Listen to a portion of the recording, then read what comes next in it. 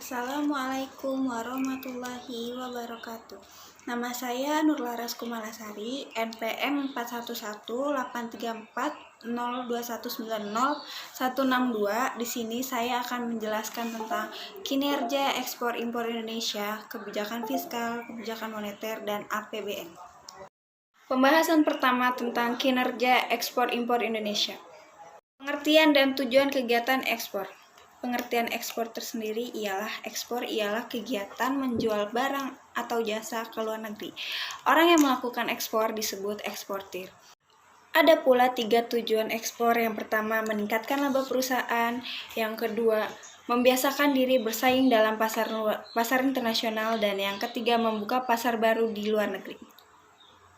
Pengertian dan tujuan kegiatan impor di Indonesia. Pengertian impor tersendiri yaitu kegiatan membeli barang atau jasa dari luar negeri. Orang yang melakukan kegiatan impor biasanya disebut dengan importir. Tujuan impor yaitu untuk memenuhi kebutuhan masyarakat yang dimana biasanya barang-barang di dalam negeri belum mencukupi sehingga harus mengambil barang-barang dari luar negeri. Manfaat kegiatan impor dan ekspor Indonesia. Yang pertama, barang produksi negara kita akan dikenal oleh negara lain. Yang kedua, meningkatkan devisa negara. Dan yang ketiga yaitu meningkatkan produksi kedua negara. Selanjutnya saya akan menjelaskan tentang faktor yang mendorong perkembangan ekspor suatu negara. Yang pertama, kegiatan eksportir. Yang kedua, kondisi pasar luar negeri. Yang ketiga, dukungan pemerintah. Dan yang keempat, variasi barang ekspor.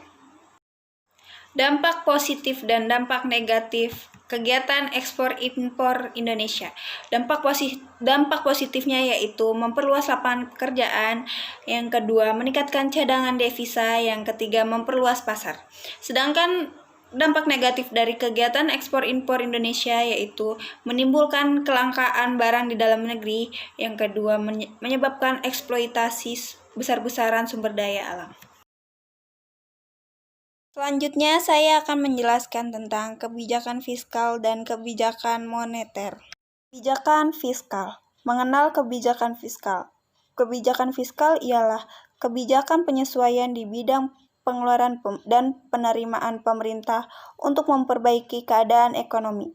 Fungsi kebijakan fiskal. Fungsi kebijakan fiskal yang pertama yaitu fungsi alokasi, yang kedua fungsi distribusi, yang ketiga fungsi stabilitas, yang keempat fungsi pembangunan.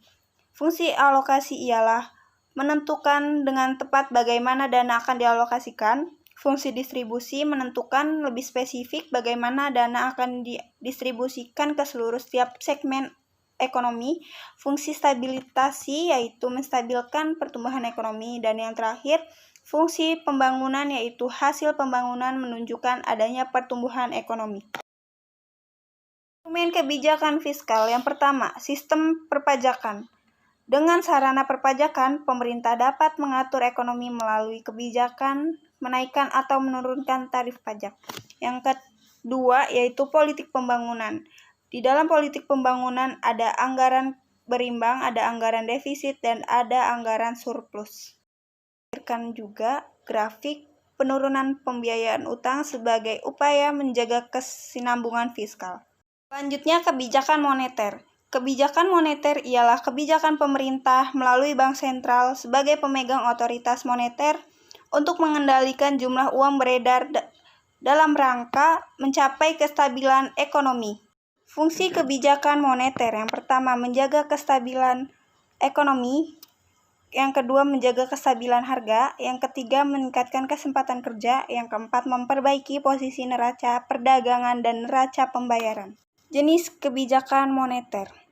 Yang pertama, kebijakan ekspansif ialah suatu kebijakan dalam upaya menambah jumlah uang yang beredar, dan yang kedua kebijakan moneter kontraktif ialah suatu kebijakan dalam rangka mengurangi jumlah uang yang beredar.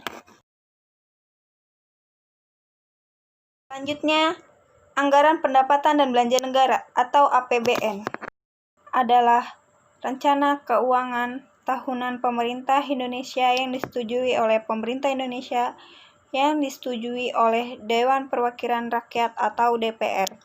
Tujuan APBN adalah untuk memelihara stabilitas ekonomi dan mencegah terjadinya anggaran yang defisit. Selanjutnya, fungsi APBN. Fungsi yang pertama yaitu fungsi alokasi. Fungsi alokasi ialah penerimaan yang berasal dari pajak dialokasikan untuk pengeluaran yang bersifat umum. Kedua, fungsi distribusi, yaitu pendapatan yang masuk bukan hanya digunakan untuk kepentingan umum, tetapi juga dapat dipindahkan untuk subsidi dan dana pensiun. Yang ketiga, fungsi stabilitas, yaitu sebagai pedoman agar pendapatan dan pengeluaran keuangan negara teratur sesuai dengan yang diterapkan. Komponen-komponen dan jenis anggaran APBN. Komponen-komponen APBN, yang pertama, penerimaan negara dan hibah. Yang kedua, pengeluaran atau belanja negara. Yang ketiga, pembiayaan defisit atau anggaran. Selanjutnya, jenis-jenis anggaran. Yang pertama, anggaran surplus. Yang kedua, anggaran defisit. Yang ketiga, anggaran berimbang. Ikut saya lampirkan data APBN dari mulai tahun 2016 hingga tahun 2020. Terima kasih, kurang lebihnya mohon maaf. Wabillahi taufiq wal hidayah. Wassalamualaikum warahmatullahi wabarakatuh.